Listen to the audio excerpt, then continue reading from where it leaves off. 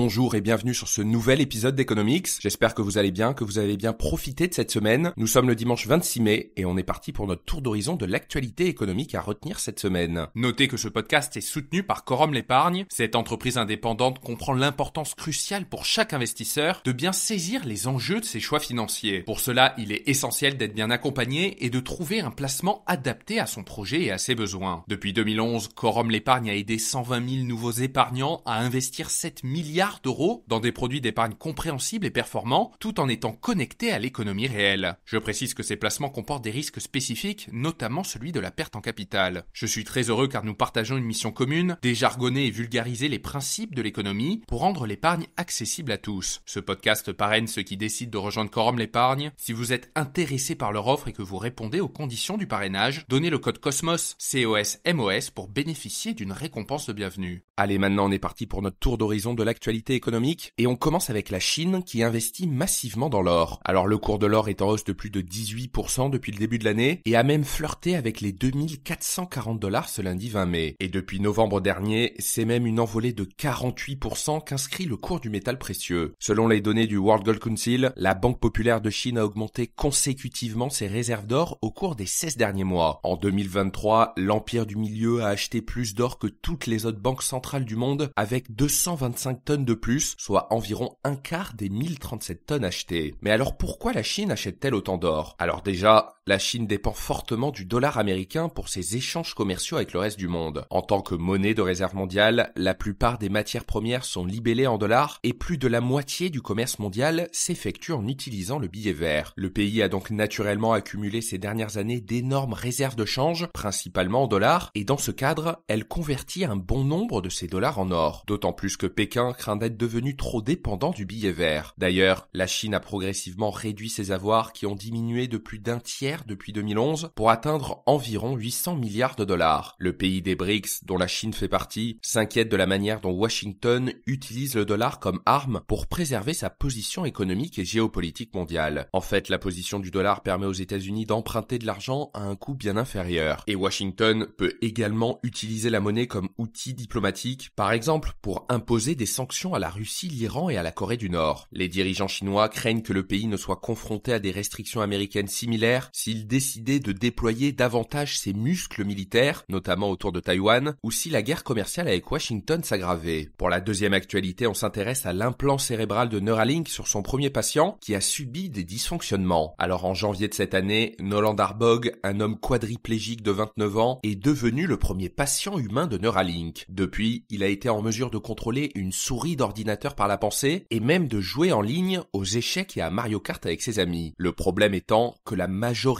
des 64 fils externes reliant l'implant au cortex moteur du cerveau pour relayer les signaux neuronaux se sont détachés. Seuls 15% des fils sont désormais connectés, empêchant Nolan Darbog de lire les signaux électriques nécessaires pour traduire ses pensées. Dans un entretien avec Bloomberg, Nolan Darbog a expliqué, je cite, qu'il commençait à perdre le contrôle du curseur de la souris. Afin d'éviter que ce phénomène ne se reproduise, Neuralink propose d'implanter les fils à 8 mm dans le cerveau contre 3 à 5 mm pour Darbog. Une solution acceptée par l'organisme américain de surveillance des médicaments, la Food and Drug Administration, ce qui ouvre la voie à des tests humains supplémentaires. Nolan Darbog souhaite désormais être sur la liste pour recevoir la prochaine version de l'implant sans savoir si cela sera possible. En attendant, il continue de collaborer jusqu'à 35 heures par semaine avec les chercheurs de Neuralink. Plus globalement, avec sa technologie, Elon Musk souhaite participer au traitement de plusieurs pathologies, que ce soit la paralysie, la cécité ou même certaines maladies psychiques comme la dépression. Pour la troisième actualité, on s'intéresse à la Russie qui utilise son voisin, la Biélorussie, pour importer des voitures de luxe européennes. En fait, le Kremlin utilise son allié comme porte dérobée pour importer des produits occidentaux, notamment des articles de luxe. Alors bien que la Russie ait été sanctionnée par l'Union européenne pour avoir soutenu l'invasion de l'Ukraine par Vladimir Poutine, les restrictions restent plus faibles que celles imposées à la Russie. Chiffre à l'appui, le flux mensuel de véhicules et de pièces détachées de véhicules des États de l'Union européenne vers la Biélorussie est passé tout simplement de 50 millions de dollars en janvier 2022 à 268 millions de dollars en janvier 2024. Et il s'agit désormais de la composante la plus importante des exportations entre l'Union européenne et la Biélorussie, provenant en grande partie d'Allemagne et de Pologne. Les plus fortes augmentations des exportations ont été enregistrées dans les catégories de voitures les plus chères, donc celles visées par les sanctions de l'Union européenne contre la Russie. Les douaniers de l'Union européenne estiment que les entreprises biélorusses sont devenues un élément clé des chaînes de contrebande russes qui fournissent les dernières voitures occidentales à Moscou. Dans ce cadre, de nombreux responsables de l'Union européenne plaident pour synchroniser les restrictions imposées à la Russie pour la Biélorussie. Au final, les nouvelles sanctions interdiraient les exportations vers et via la Biélorussie de technologies et de biens pouvant avoir des usages militaires, ainsi que du gaz naturel liquéfié et des pièces détachées et véhicules de luxe. Pour la quatrième actualité, on s'intéresse aux augmentations de taxes foncières à régler par les propriétaires en 2024 qui ont été dévoilées. Et cette année, seulement 6 villes sur 42 qui comptent plus de 100 000 habitants ont décidé d'augmenter leurs impôts locaux en plus du taux appliqué à l'échelle nationale. Parmi les 5 villes qui affichent les plus fortes augmentations, on retrouve Nice en premier. Le taux de la taxe foncière sur le bâti affiche ainsi une hausse de 19,2% en 2024, record national. Suivent Saint-Priest à plus 16,3%, juste devant Saint-Étienne à 15%, Nancy 14,5% et Annecy à 14,10%. En revanche, cette année, quelques 33 millions de propriétaires assujettis à la taxe foncière vont voir leur facture augmenter d'au moins 3,9%, qui est le taux appliqué à l'échelle nationale, auquel il faut donc ajouter la hausse des impôts locaux décidés par chaque commune, ce qui aboutit donc à des hausses bien supérieures à 3,9% pour certaines villes, comme je viens de le mentionner. Et ces 3,9% minimum correspondent à l'une des 5 plus fortes augmentations sur les 40 dernières années, mais presque 2 fois moins élevées que les 7,1% historiques de 2023. Selon les statistiques publiées mi-mai par la DGFiP, la taxe foncière sur les propriétés bâties a rapporté pas moins de 50,8 milliards d'euros en 2023. C'est une hausse de plus 9,7% en un an. La taxe foncière représentait ainsi en moyenne 1019 euros pour une maison contre 811 euros pour un appartement en 2023. Pour la dernière actualité, on s'intéresse au FMI qui tire la sonnette d'alarme sur le déficit public de la France. Alors que le gouvernement entend ramener le déficit public sous la barre des 3% à l'horizon 2027, pour le Fonds monétaire international, le déficit public de l'Hexagone devrait avoisiner les 4,5% du PIB d'ici la fin du quinquennat d'Emmanuel Macron en 2027. Pour rappel, le déficit public représente la différence entre d'un côté les dépenses de l'État, qui sont liées à la protection sociale, l'éducation, la défense, etc.,